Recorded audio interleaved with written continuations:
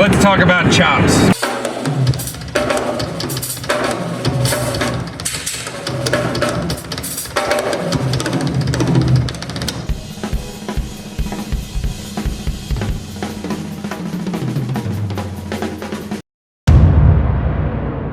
They talked about that a lot when we were pacing. We were counting them up. There were 3 different clinics. Yeah, Kaz. Yep, Kaz. Eric Moore, and Stanley Randolph. And all 3 of them they made it a point to say that they got fired because of their chops, because they put them in the wrong place.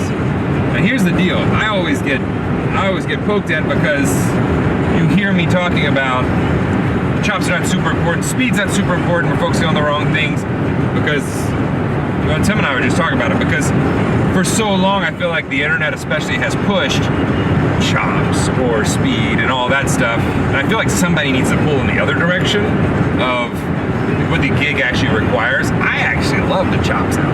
I'm a fan. I'm a fan of speed too. It's fun to play things fast, nothing wrong with it.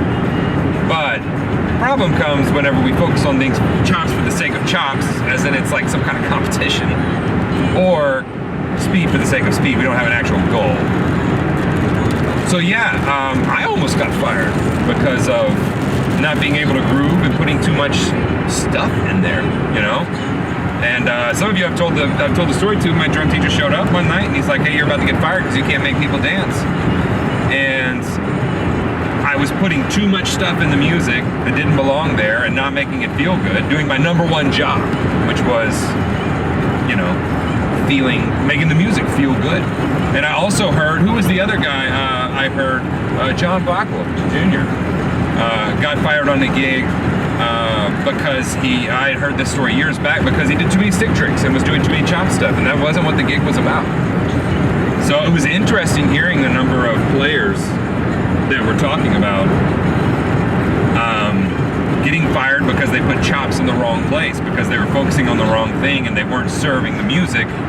They weren't playing pocket. They were overplaying in certain places, trying to impose what they wanted on the music instead of playing what the music called for, instead of listening and then just settling down and supporting the other performers. And that's the issue. That's the rub, I guess, is that, you know, they'll get you fired for real. Like multiple instances that most professionals will tell you, yeah, I got fired because I was just playing too much.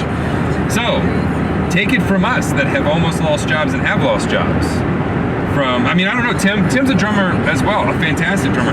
I mean, has there ever been instances where you've realized, or someone's told you, yeah, you're just playing way too much? Yeah, and I think it's just about, like, to me, it's, you just have to, because some of those guys that you mentioned are, like, known for their chops. Oh, yeah. You so can turn it isn't, the camera towards you. Yeah, all right, I'm not doing it. You don't have to be a talking nobody. Coming in here, guys. So, to me, it's like, it's not even just about, oh man, this camera's not even right. Can we do both of us? Can we go, oh, if I lean this way. So to me, it's not even just about, like, you know, don't ever play chops, like just groove or just chop. It really is about learning the blend of the two. So I've never personally gotten fired, but I think my goal when I come in is like, when someone hires me, it's like learn the album, learn the parts, learn whatever, show up, be a nice person, shake everybody's hand, get to know everybody, and then as quickly as I can figure out, because I want to play chops, because that's like part of who I am, and not just like chops, like fast chops, like just stuff that makes you unique, cool fills, cool things that are unique to you. You want to play that stuff because that's what a drum machine can do, right? But my goal is always to find out as quickly as I can, hey, how comfortable is this artist with chops? How comfortable is this artist with that stuff? And find that line of like, okay, they don't like it when I do this crazy of stuff, but they do like it when I'm in this area of, you know, and you just gotta find it. Because I've played gigs where like the first song I'm playing and like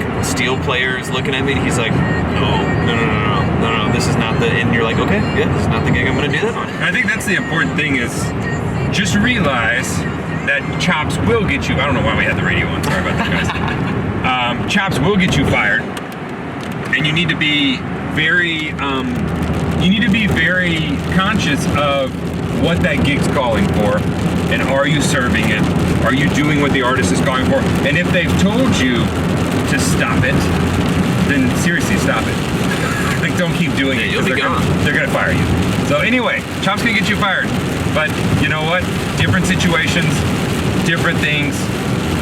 I love chops as much as the next person, but I think that it's been way too focused on in the last few years, and I'm gonna pull in the other direction, and that is do what the music calls for, not what you wanna do. So most of the time, your chops can be kept in your back pocket. Pull them out, use them tastefully, but play for the music. And you'll keep a job, promise. You'll put food on the table.